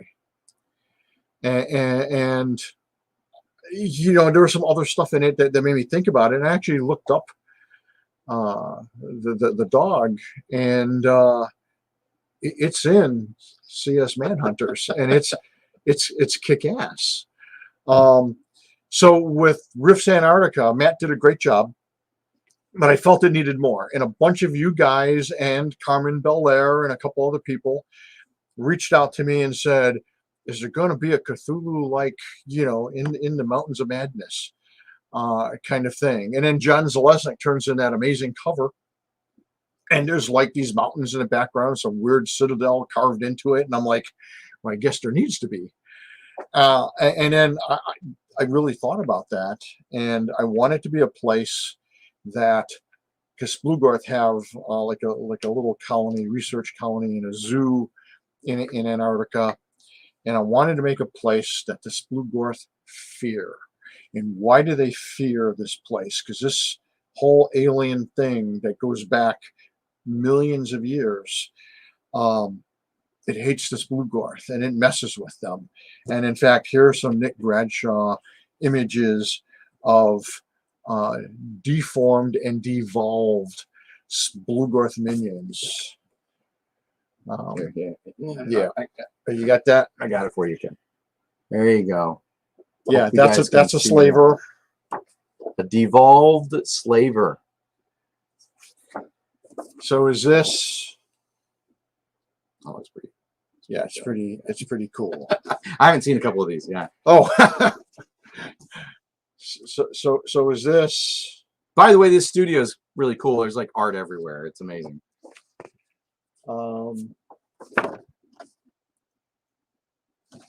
What else we got? That's not a slaver. That's like a power lord. Wow. Yeah. Well, you guys are getting the big sneak preview. So yeah, we've got some cool stuff. Cool. And there's a heck of a lot more than that. That's just the tip of the iceberg. Same thing with Titan Robotics. So I think most of the art is done for Rifts Antarctica. Most of the book is written. I just have to write my part with that stuff. Yeah, Nick. And then it's really got to go through layout and all that kind of stuff. Right. And I just thought, so for me, this is the idea of like going back and doing more with what already exists. Is let's learn more about the Splugorth. Let's show things. And then I thought, Splugorth are such tough guys. What do they fear? What do they fear, and why, and where does this thing come from? Some of those answers are not there, but you'll definitely get a clear idea of why they fear the Splugorth. And then it becomes a question of, is this citadel, which seems to be some sort of alien AI, or is it actually possessed by living entities? That's an open question. But so why do these things hate the Splugorth so much? And when they augment people to better and give humans, specifically humans, gifts to help them fight the Splugorth, are they actually helping people, or are they using human beings? So there's some good stuff in Rifts Antarctica. I saw a question, and I forget the person's name, but they put it up, and they're asking about, do you play through virtual tabletops? What kind of games you play? So I guess I'll answer first. I used to be very resistant to virtual tabletops, and then of course, with recent events in the past year and a half or so, didn't really have a choice. And I really wanted to game still, and needed to game to a lot of times play test the material we're working on. So yeah, I personally have I play 5e with Fantasy Grounds, and we also use what is it called, the Dungeons and Dragons D&D. What's the site called? I can't remember the site's name. Anyways, the big D&D site where you can build your characters and all that kind of stuff.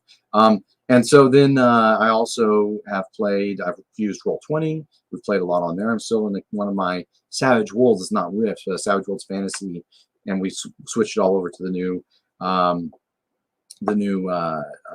Pathfinder for Savage Worlds, and doing that in Roll20. And my current Rifts for Savage Worlds game is on Foundry, and I think there's a little something for everybody, and depending on which one you might want to use. My personal favorite, the one I think is the easiest to get into, I really enjoy Foundry, but yeah, they're all really great. They're all really great.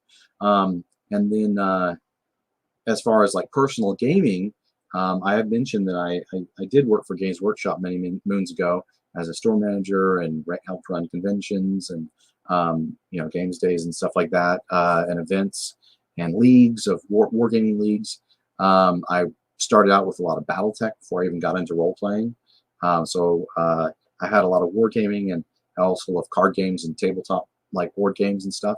Kevin knows that. I've brought a bunch of them up here. But yeah, what about you, Kevin? What has your gaming focus been? Yeah. I have not actually played virtually, but I've been doing a lot of Zoom and like group meeting stuff lately, and I think it's great. If you guys are afraid of virtual gaming, give it a try, because I think it works really well. It can be really effective. It can, yeah. A lot more than you might imagine. So don't be scared by it. Give it a try. And if I might, I'll put in a plug. There's the SavageRifts.com is a really great group of gamers that they do play-by-post and they do virtual tabletops. Some people will just play through sites like Discord or applications like Discord, where it's just voice and you can type in what you need, or they'll use virtual tabletops. But also, and I forget, a lot of them also play Palladium Rifts and other Palladium games. So if you want, you could also hop in there, and they can refer you to other groups that I've seen online. It's been a while, sorry, I forgot the name, but there are other groups that are doing some really good community building like that, where you can go to a website, get on some message boards, and get gaming with other Palladium fans as well. I would also say check out Facebook. We've got the Savage Rifts Facebook group if you're into Rifts for Savage Worlds, and there's also the Palladium Rifts Pen and Paper RPG Facebook group as well, if you want to jump in for, say, Rifts, Palladium Rifts fans as well. So there's a lot of different groups you can go out there and you can holler, hey, I'm in this place, but even better now with the virtual gaming. A lot of times those sites are great, because then it doesn't matter if the guy's in a completely different continent. If you guys can hash out a gaming time, you can get in with a cool group of hardcore fans. So first of all, I just want to thank Bite Me for his comment. That was pretty funny. I missed it. Well, he was just, he's a Palladium. There you go. He's a Palladium addict. You and me both. Yeah. So as far as games that I love to play, it's funny, and I've said this before. I think Mutants in Orbit is I always love that. That's a book that I think doesn't get the love it deserves. It's a lot of fun, and whether you play it with After the Bomb or Rifts. But as far as the games, I love to, the game I love to write for most is Rifts, because it's just endless possibilities. The games I love to play the most personally, I think Palladium Fantasy, because that's what really spawned everything. I'll talk about that a little bit in my next interview. You know, Mechanoids was the first publication, but that was only because I couldn't afford to publish the fantasy game in the size and format that I knew it had to be done to do it right. So I created Mechanoids as a starting point. So Palladium Fantasy is my go-to game. I love it. And then probably, and obviously I've played everything from TMNT and Robotech to everything else. But my next go-to game, I think, is probably Beyond the Supernatural, and then Dead Rain and Heroes Unlimited, Robotech. Those are probably, I said Heroes Limited. So yeah, those are my big 4 or 5, I think, that I like to play. Are we going to see the Megaversal Ambassador program come back as conventions start opening up? Well, I mean, yeah, we'll have to see. I mean, I think outreach is good, absolutely. you know, but it really just depends on, you know, what kind of bandwidth we have for Right, that. exactly. And you know, and sometimes it's finding the right person to help us out, or the right ideas that will make something work. But yeah, you know, I'm just talking in general and about the right anything. people. You know, one of the things I'm excited about is I'm seeing a lot of fan outreach. I mean, a lot of you guys are reaching out to us about doing, you know, contributing to the Rifter and doing things for us to represent us at conventions, submitting novels, just even ideas.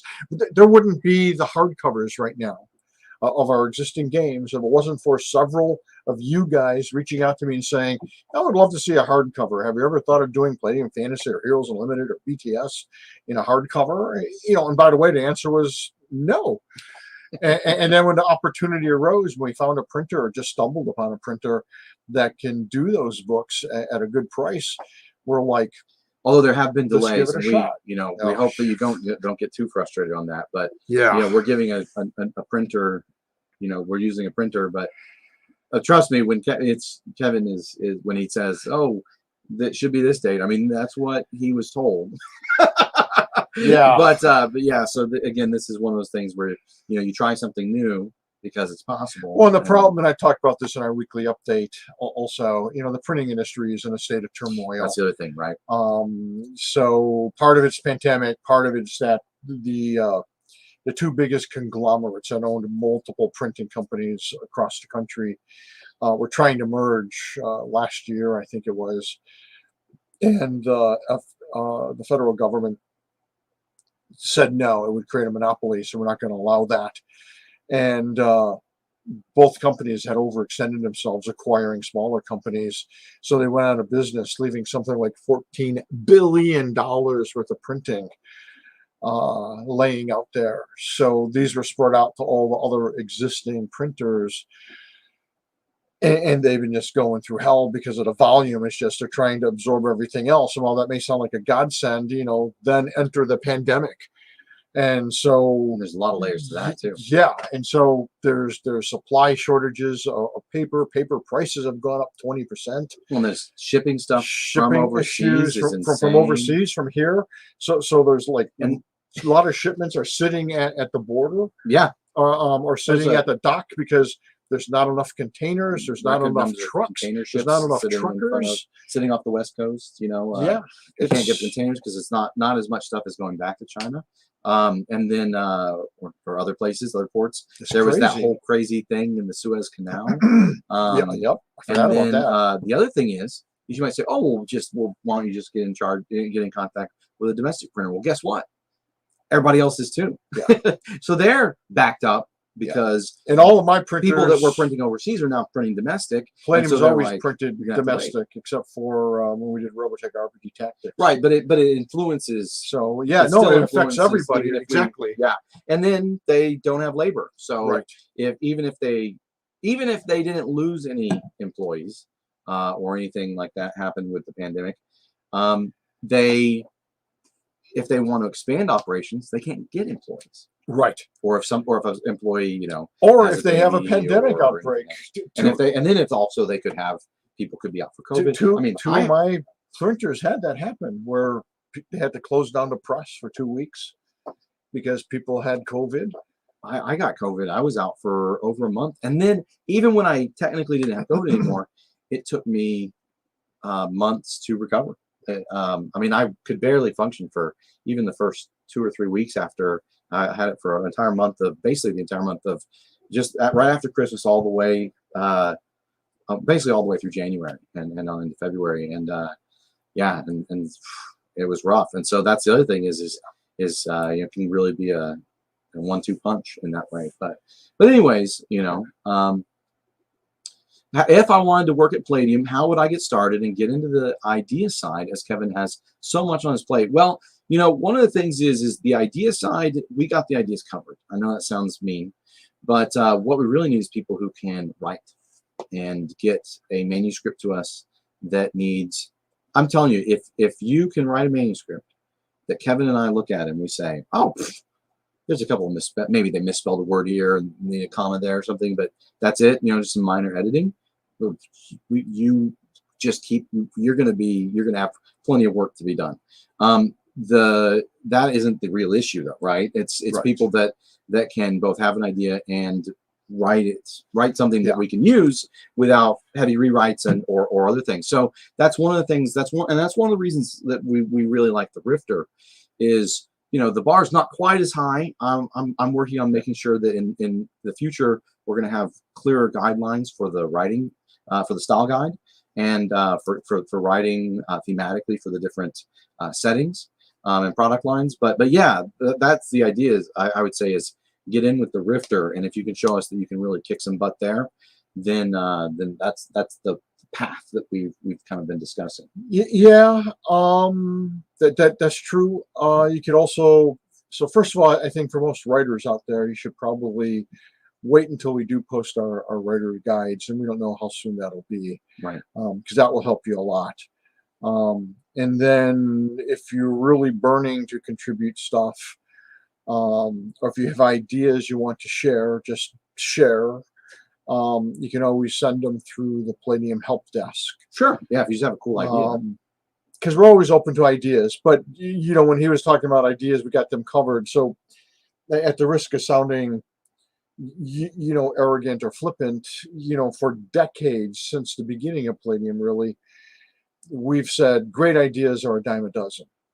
Because I need someone who can build on those great ideas, execute that great idea, turn it into a book or a contribution to a book. And that's harder than you think. And again, this isn't to slam people in general. But you know, everyone thinks they can write. You know, we're all around words. We're gamers. We read tons of stuff. And writing is harder than you think, especially for role-playing games. Because there's just several different styles of writing that goes into it. Plus, you need to understand game theory and game mechanics and balance and entertainment. And yeah, you know, it's in fact, it's interesting you mentioned entertainment part. And I'll be talking about game design and your ideas need to mesh thematically with what's already in the setting, right? So that's another thing that comes up with, especially with I think riffs. People think, well, anything fits riffs. Well, sorta, but does it match does it match the core themes of riffs? Right.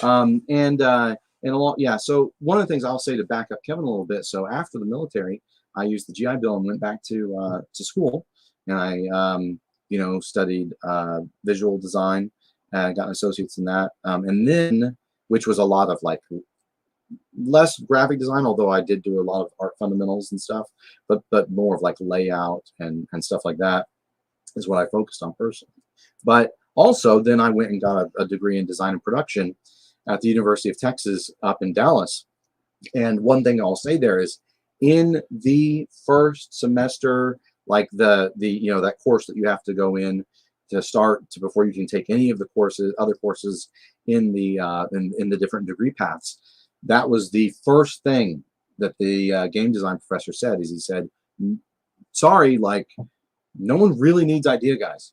They need people that have a skill, that can contribute to producing a product.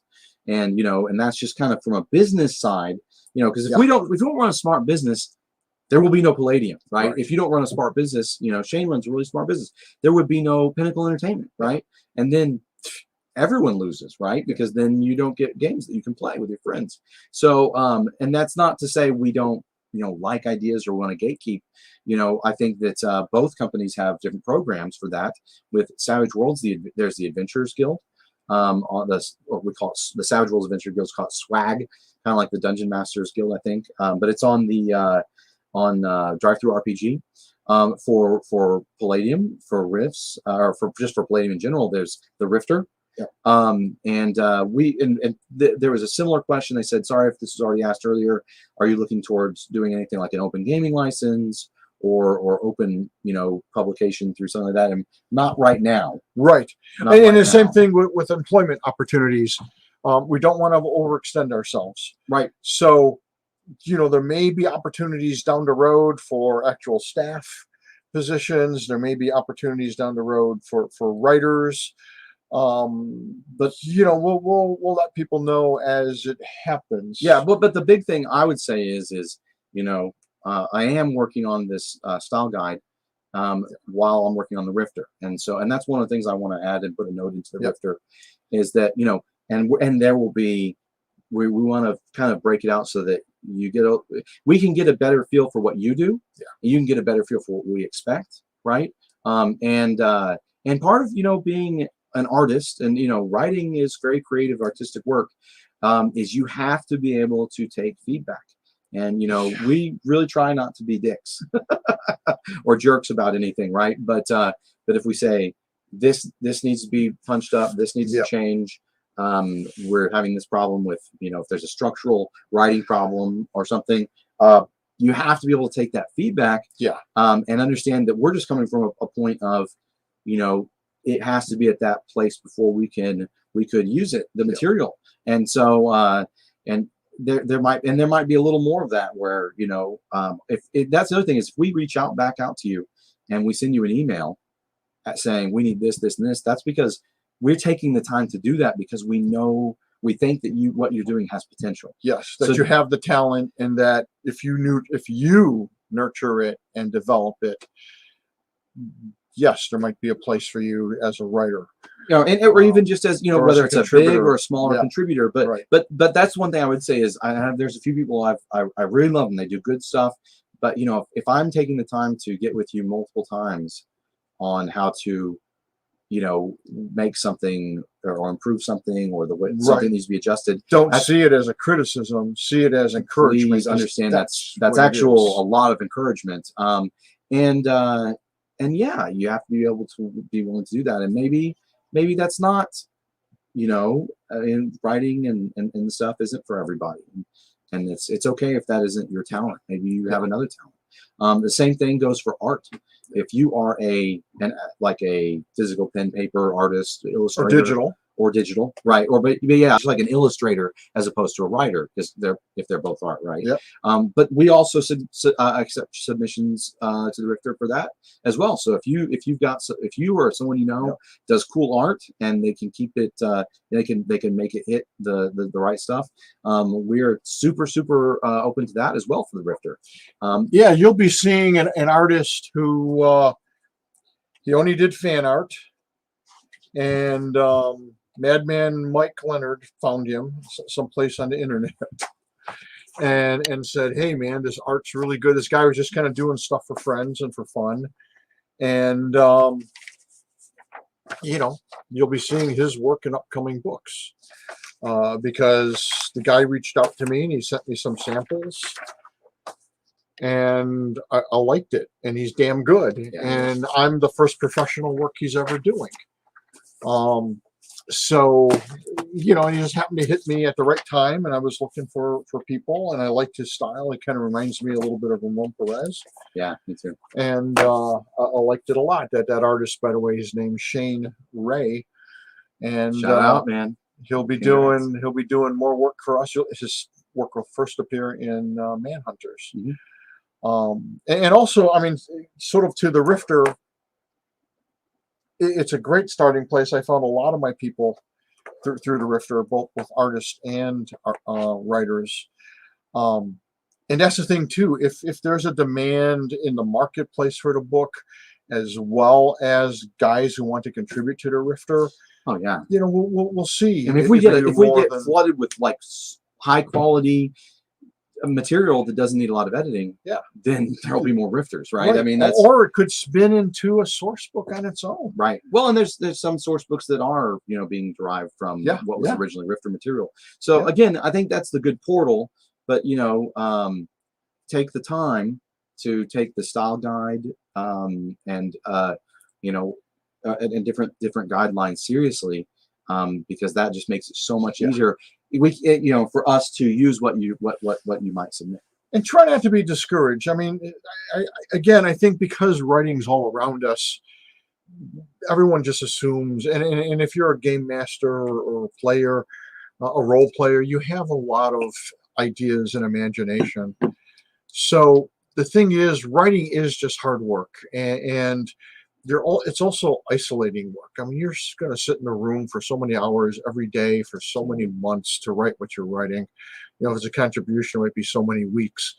But and I think writers get a little too attached to their work, and so they're kind of sensitive about it. And so when you get feedback, try to be open to it. You should always be trying to. I had this conversation with one of my artists yesterday, where he was saying that a good professional writer or artist is always growing, always challenging themselves, always looking to improve, even when you're at the top of the profession. And I said, yeah, I've always said that the day you think you have nothing more to learn is the day you became a hack. So, bear that in mind. I've been doing this for 40 years, and I'm still trying new things and learning new things and honing my skills as a writer, as a game designer, as a world builder. So, but it's also awesome. I mean, I love it. It's fantastic. The other thing to understand is that, and it might surprise you, when I got into design and graphic design, I started to realize a lot of things, it's about revising your own material. And that's what, by you polish it up, right? I think a lot of times when people write or draw, they might think, oh, I wrote it. That's the process. Right. No. And it's not that process for us. I mean, this guy's, how much has he published, right? He goes back through his own stuff, and you have to be willing and able to do that in order to make sure that it's ready to go out. I mean, there's days where I've written stuff. I told Kevin this. It's so funny because I thought I was writing all this cool stuff, and I went back there and I'm like, man, it's run-on sentences, and it's a very passive voice, and maybe I wrote 3,000 or 2,000 words that day, but then the average number of words produced per day goes down because I had to take a whole another day to edit my own stuff. And then another time I'll be like, oh, I just didn't feel on that day. But when I go back, I'm like, this is great. This is perfect. I only have a few little edits here and there, but you have to be able and willing to go back through your own work to polish it up, to make sure that it shines. And I don't know any writer. The only writer I've heard of, someone just asked about Miso asked also about our favorite novel writers and stuff like that, or people that influence us. But the only person I've read or heard of was Isaac Asimov, and he's a big favorite, personal favorite. But he wrote like scores and scores and scores of, his day job was writing college level, university level textbooks in the sciences. And so when he wrote the short stories and novels, whether it was the Foundation series or iRobot, which is actually a collection of short stories and doesn't really exactly resemble the movie. Good movie though, and in some ways it was very true, but to his material. But yeah, he was the only person I've ever heard of that, because he was just constantly writing all the time. He was a machine, and there was very little edits that had to go into his own personal writing. But you're the machine. But even you, I don't think, do that. No, that's the only person I've heard of that could write a book straight up, and the editor would get it and maybe make a couple of minor changes. I've had a few. Over the years, certain books that I just banged out in a few weeks, like Rifts Atlantis and Right. Sentinels, or Robotech, actually the first Robotech RPG. But you guys still went through and reread and I edited did, your own I do. material. And Well, so- and I have other editors go through and Right. catch stuff. Like Wayne will catch continuity all the time. I'm always screwing up my own continuity, right? And Wayne will be like, "What the hell?" That's one question I have seen in various places is, is there a lore Bible or something like that? Well, sort of, but it's not what you're expecting. It's the books. Yeah. We refer to the books. Yeah, constantly. we reread the books and exactly refer to the books all the time. Yeah. And to go to his point about rewriting, and sometimes things come out really quick and easy. One of the delays on the CS Manhunter book was that there's a section and it was based on another writer's idea called PsyOps, and it's brand new. You guys will love it. It's interesting. It's the most rewritten thing I've ever done. Seriously, I must have rewritten that entire 50 manuscript page section 30 times. And to the point where I was afraid I had overwritten it, because you can do that, and that 30 times rewriting it is not an exaggeration. And I handed it to Al, and I said, "Al, be brutal. Let me know what you think." So, like I said, I was sure I had overwritten it, even though at this point I thought I finally hammered it out. Alex Marcinison, he's Alex person here. Marcinison, my editor, one of my editors here, and he's like halfway through it, and I'm like, "Well," and he's like, "Kev, it's great," and I'm like, "Oh, thank God." I wasn't looking for praise. I just want to know I finally nailed it after 30 rewrites, and that's unusual. I typically do 3 or 4 run throughs. But what's this? Palladium Books, do you have any plans to take on another licensed property like TMNT, Robotech, etc.? I mean, no plans at the moment, but if the right opportunity came along, yeah. I mean, right now, again, there's so many. Well, I think I counted 13 major IPs. So that's why we were talking about the big 5 that we're really trying to focus on. And then there's other ones like that we think has a lot of potential, like Mechanoid Space and stuff like that. Yep. So and they're all strong intellectual properties, right? To use the more corporate term or whatever. Yeah. The more legalistic term, but yeah, there's really strong intellectual properties already there. So we are we're very focused on what we supporting have. that and what we have, Yep. right? And again, Kevin has talked about years back we looked at Gundam, or we talked to the Gundam people, or we talked to the TMNT people, or we were approached by these people, or we talked about this and that. So those things can definitely happen, but it's one of those things where it just kind of has to be the right timing and stuff like that. But at this point, unlike early Palladium, now you have so many established product lines or we have that many established product lines that we really want. That's right. You gotta get used to saying. I'm still getting used to that. Saying, "Oh yeah, my business partner," or so that's tough. Tough problem to have. So, we're getting close to the end of the time frame for the interview, but we want to say thanks to everybody. Yeah, absolutely. Thank you for your questions, for your support, for your kind words, for everything. Yeah, and for supporting us every time you get a novel or a T-shirt or a book, or you share it with one of your friends. It means the world to us, and it does. It doesn't matter whether it's we love Risk for Savage Worlds. We love Palladium. We love all this stuff. So whichever way you go, or whatever you prefer, or if you get a product that can be used with either system, like the new pawns or the maps, it all goes to some really great people and some really great business partners. And stay frosty. Don't let all the crap going on in the world drive you nuts. Use gaming as an escape and as a way to reach out to friends and family. It's awesome, and it's there, and you know it intimately. So do it, and be good.